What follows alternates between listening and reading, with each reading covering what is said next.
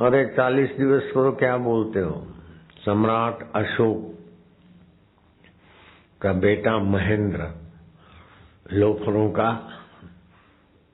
अगुवा बन गया था। गुनाही प्रवृत्ति करने वालों के झुंड का वो अगुवा बन गया था। तो मंत्री ने गंभीर स्वर से कहा कि राजन, मैं आपको जो नहीं कहना चाहिए वो बात मुझे कहने का कर्तव्य प्रेरित करता है। कहो। मुझे संकोच होता है, शर्म भी आती है, लेकिन न कहूं तो मैंने अन्न खाया है और मैं राज्यद्रोही होता हूं। कहता हूं तो भी नाराजी का पात्र बन सकता हूं, नहीं कहता हूं तो ईश्वर की नाराजी, कर्तव्य की विमुखता। तुम भूमिका मत बनाओ, जल्दी कह दो। तो आपका महेंद्र है वो गुनाही प्रवृत्तियों में लिप्त व्यक्तियों के साथ जुड़ा है। इस कारण पुलिस और बड़े अधिकारी भी गुनाही प्रवृत्ति करने वालों को दंडित नहीं कर पा रहे हैं और बहू बेटियों की इज्जत से भी खिलवाड़ हो रहा है। और भी उसने विस्तार से थोड़ा बहुत बता दिया। अशोक तिल मिला गया। महेंद्र जहां भी हो जल्दी से जल्दी उसे हाजिर करो, कटघरे में खड़ा कर दो। महेंद्र, तुम ऐसी गुनाही प्रवृत्ति करते, ये करते वो करते हो, तुम्हें अब इस राज्य द्रोह के दंड से कोई नहीं बचा सकता है। कान खोल के सुन लो, तुम्हें फांसी की सजा दी जाती है। महेंद्र ने धीरे से सिर उठाया। न्याय प्रिय, सत्य प्रिय सम्राट का जो भी दंड है मुझे स्वीकार है। मैं सम्राट के पुत्र होने के नाते गुहार नहीं लगाता हूं, लेकिन सत्यनिष्ठ प्रजापालक सम्राट का मैं नागरिक होने का गर्व रखता हूं और प्रार्थना करता हूं कि फांसी 1 हफ्ता के बाद दी जाए। एकांत कोठरी में मुझे 7 दिन के बाद उस कोठरी से निकाला जाए फांसी के लिए। ऐसा ही होगा। गुस्साए हुए अशोक ने अपना सिंहासन छोड़ा। 6ठा दिन हुआ तो महेंद्र ने जेलर को कहा कि सम्राट को कह दो मैंने मृत्यु पर विजय पा ली। अब मुझे मृत्यु का डर नहीं है और जीने की इच्छा नहीं, मरने का खौफ नहीं। जो मरता है वो मैं नहीं हूं और जो जीने की इच्छा करती है वो मंदमती मेरी बदल गई। जीने की लालसा वाली दुर्बुद्धि भी, मंदमती भी चली गई। मरने का भय वाली वृत्ति भी चली गई। मुझे कोई मार सके ऐसी कोई त्रिभुवन में चीज नहीं है। मैं शुद्ध बुद्ध चैतन्य ज्ञान स्वरूप हूं और शरीर को कितना भी संभालूं तो अमर नहीं है। जो बदलता है वो बदलता है और जो बदलने को जानता है वो जानता है वही मैं हूं। सो हम शिवो हम। उसके वर्णन में आत्मिक सुवास थी। जेलर ने मंत्री को, मंत्री ने राजा को, राजा ने फिर परीक्षा लेने को बुद्धिमान मंत्रियों को भेजा। पता चला कि महेंद्र को आत्मज्ञान हो गया है। सम्राट अशोक पहुंचे। महेंद्र, मुझे सुनकर इस बात की खुशी हुई कि तुमने मौत को जीत लिया है। फांसी के वक्त अब तुम्हें फांसी नहीं मिलेगी, लेकिन इस राज्य के तुम उत्तराधिकारी, तुम्हें राज्य सिंहासन का अधिकारी घोषित हम करेंगे। महेंद्र ने कहा, सम्राट, मैं विनम्रता से आपके प्रस्ताव को अस्वीकार करता हूं। अब मेरे को इस राज्य से कोई सरोकार नहीं। मैंने असली राज्य पा लिया है। ये राज्य तो च्युत हो जाता है, सीमित है। मैंने असीम राज्य को पा लिया है। अब मेरा निवास गिरी गुफा में पर्वत कंदराओं में, अथवा तो ईश्वर की खोज लगाते लगाते तड़पते हुए जिज्ञासुओं के बीच मेरा राज्य होगा। सम्राट अशोक के अपराधी छोरे को पहले के सुने हुए सत्संग के संस्कार जग गए, शुद्ध ज्ञान में टिक गया, राज्य नहीं लिया। श्रीलंका तक उसके सत्संगी थे, चीन में भी उसके सत्संगी थे, लेकिन आज के जमाने में हमारे सत्संगी तो 167 देशों में है। उनके तो लंका में और चीन में थे, मेरे 167 देशों में सत्संगी है। मेरा इतना बड़ा राज्य फैला हुआ है कि नहीं है? जोगी रे क्या जादू तेरे ज्ञान। तो शुद्ध ज्ञान, ऐन्द्रिक ज्ञान, हकीकत में मन एक इंद्रियों को करण बोलते हैं। जैसे आंख देखती है, कान सुनते हैं, नाक सूंघता है, जीभ चखती है, त्वचा स्पर्श करती है, तो ये ज्ञान इंद्रिया है, ये बाहर का देखती है। लेकिन मन भूख प्यास को, अथवा ये व्यक्ति कैसा है, ये चीज कैसी, बुद्धि निर्णय करती है, वे अंदर बताते, तो उसको अंतःकरण बोलते हैं। तो बाहर का ज्ञान के जो करण है उसको बहिकरण बोलते हैं, और अंदर की भूख प्यास या गहराई की खबर देने वाले मन बुद्धि उसको अंतःकरण बोलते हैं। करण माना जानने के साधन। तो बहिकरण बाहर की इंद्रियां, और बाहर की इंद्रिया में 2 विभाग है, ज्ञान इंद्रिया और कर्म इंद्रिया। आंख देखती तो ज्ञान इंद्रिय, लेकिन पैर चलते हैं, हाथ हिलते तो कर्म इंद्रिय। जीभ बोलती है तो कर्म इंद्रिय, लेकिन चखती है तो ज्ञान इंद्रिय। ऐसे ही शौच की, बाथरूम की, ये कर्म इंद्रिया है। तो 5 कर्म इंद्रिय है, 5 ज्ञान इंद्रिय। अंधा देख नहीं सकता और लूला चल नहीं सकता। अंधा देख नहीं सकता, लूला चल नहीं सकता, ये अपना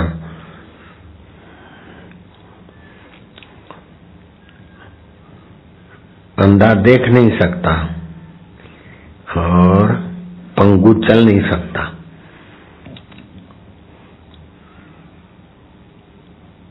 तो अकेली कर्म इंद्री भी सफल नहीं होती, और अकेली ज्ञान इंद्री भी सफल नहीं होती। जैसे अंधा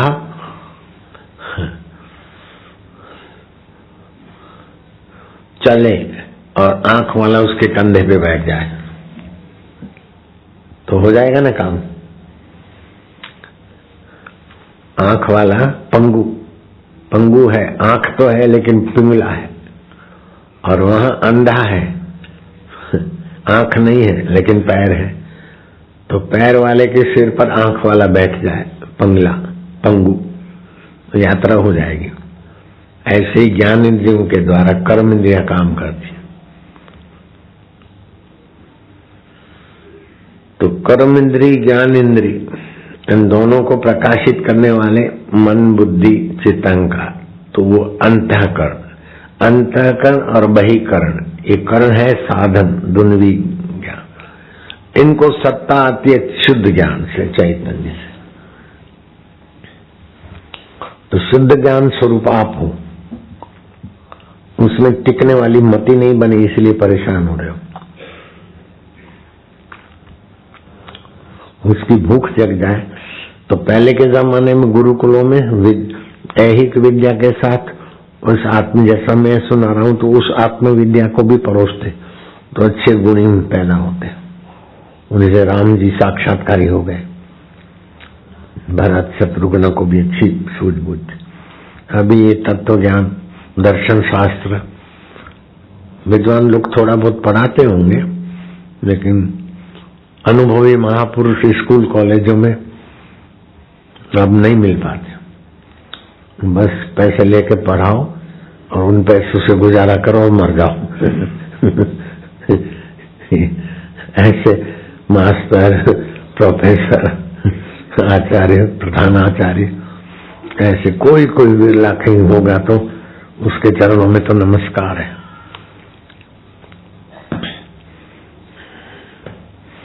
हम संस्कृत के विद्वान के पास थोड़े दिन रहे थे।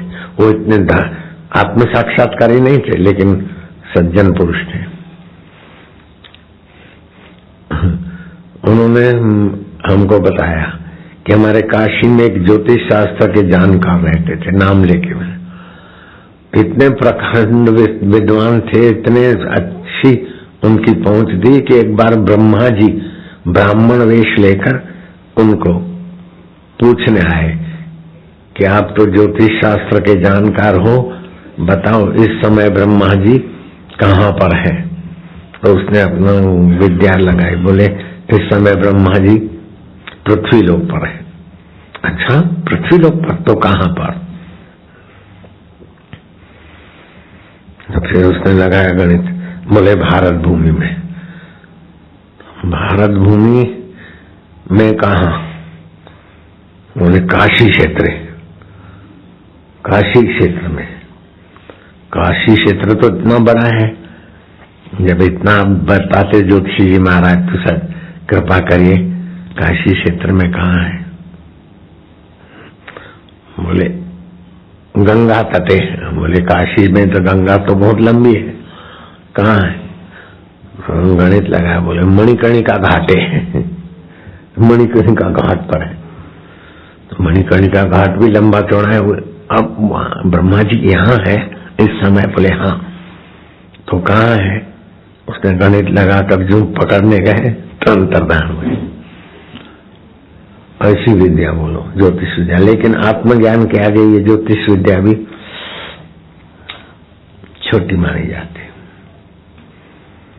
ब्रह्मज्ञानी की मत कौन बखाने, नानक ब्रह्मज्ञानी की गत ब्रह्मज्ञानी जाने।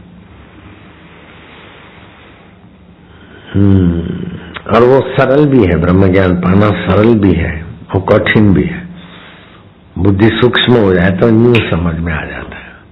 घोड़े के रकाब में पैर डालते डालते जनक को साक्षात्कार हो गया।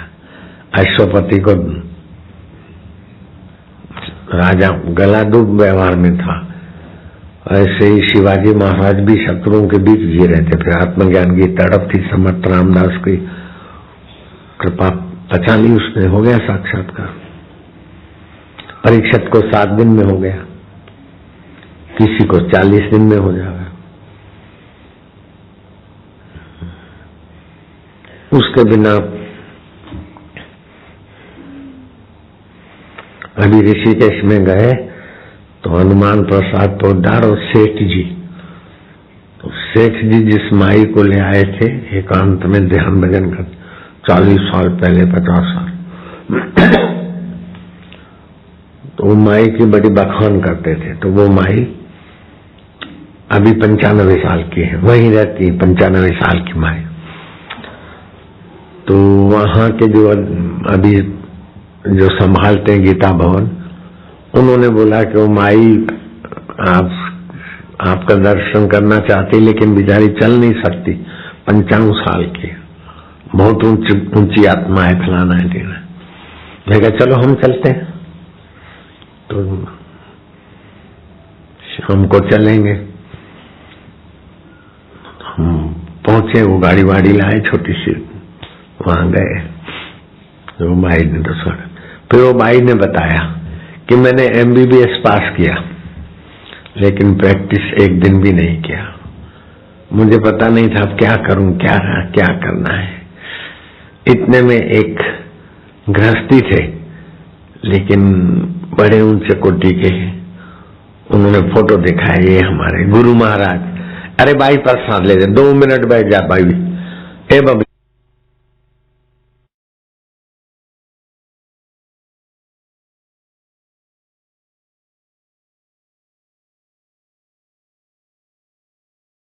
ने बताया कि मेरे को उस संत ने कहा कि मैं तुम्हें कुछ देना चाहता हूं,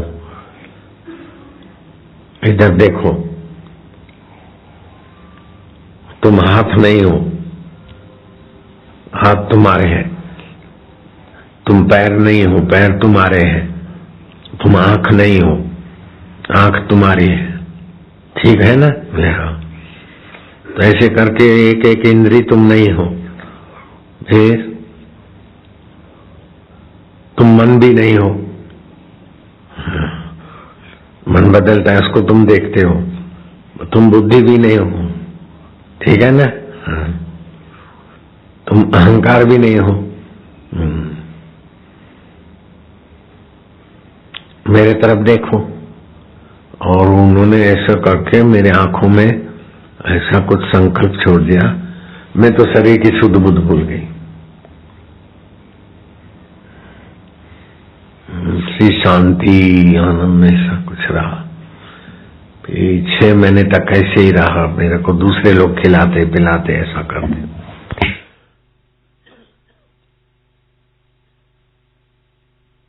फिर धीरे धीरे अभी शरीर में आई हूं। ऐसे चलता है। ठीक, मैं क्या अब क्या सुनमुन हो गए, लेकिन ब्रह्माकार वृत्ति उत्पन्न हुई, आवरण भंग हुआ कि नहीं हुआ? बोले वो तो है कुछ नहीं।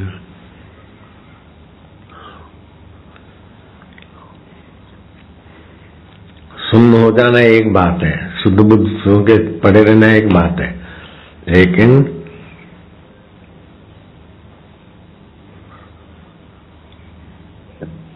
हमारे और ईश्वर के, हमारे और ब्रह्म के बीच की ना समझी, उसको बोलते अविद्या, आवरण। वो आवरण भंग होता है तब आदमी शरीर में होते हुए भी अनंत ब्रह्मांडों में व्याप जाता है। बोले वो स्थिति तो नहीं आई।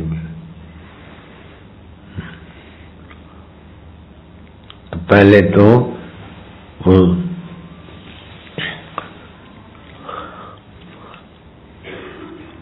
उनको लगता था मेरी बहुत ऊंची स्थिति है। जब मैंने ये बताया तब उनको लगा करे अभी तो बाकी तो है ही है। बाकी तो कुछ भी लगता था, लेकिन क्या बाकी हो।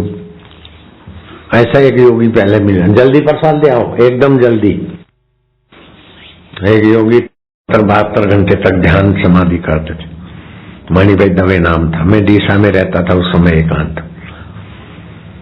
तो किसी ने बताया कोई संत है, तो आए दर्शन करने को। फिर मेरे गोद में सिर रख के रोने लगे, दया कर दो। तो वो समाधि में बैठते 72 घंटे, और एक बार उनको लकवा मार गया। तो उन्होंने बताया, झूठ नहीं बोले, अच्छे आदमी थे। संकल्प करके फिर शरीर ठीक कर दिया, खड़ा हो गया। मैं इतनी ऊंची स्थिति थी, लेकिन अभी बैठे तो शांति, बैठे तो समाधि, उठे तो फिर उठत बैठत वही उठाने, कहत कबीर हम उसी ठिकाने। इसको भगवान ने गीता में कहा अविकम्प योग। योग में होता है तो शांति आनंद, लेकिन संत कृपा चूर्ण डाला है इसमें, जो जल्दी हो जो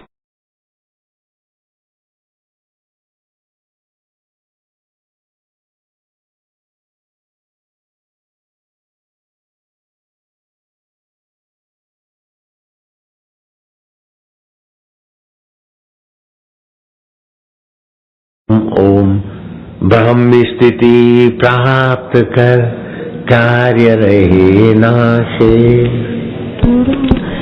मोह कभी ना ठग सके, इच्छा नहीं लवले। फिर इच्छा वासना नहीं रहती कि मुझे ये मिल जाए तो सुखी हो जाऊं, ऐसा बनूं तो कह जाऊं। अब चुप रहो, क्या बड़बड़ करते रहे, रोज रोज गाते। इधर के लोग श्रद्धात्व है, लेकिन आत्मज्ञान में रुचि नहीं है। बस वही गाना बजाना। समझ के थोड़ा शांत हो, समझ के असली चीज में प्रवेश करो। ऐसा क्या बुद्धि वही की वही चिल्लाना। गुरु दिसु रत रबनी, भूल जाओ न जोगिनी। अरे हो गया।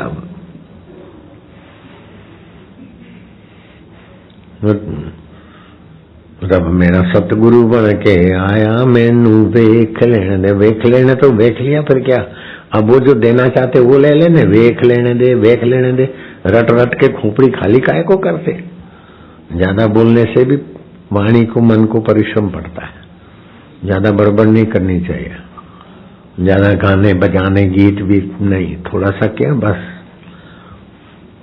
ये मंदमती वाले लोग वही के वही रिपीट में खप जाते हैं, भावना में बस घूमते रहते हैं। आगे भी जाना चाहिए।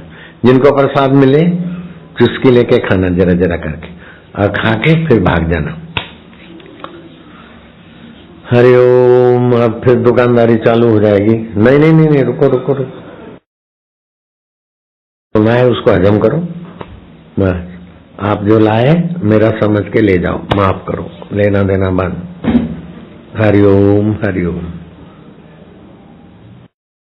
कुछ लेना नहीं, में कोई चीज, वस्तु, रुपया, पैसा कुछ नहीं चाहिए। बस आप खाली दर्शन देके चुपचाप चले जाओ तो हम राजी हैं। इधर मिलने की मगजमारी मत करो। हरिओम।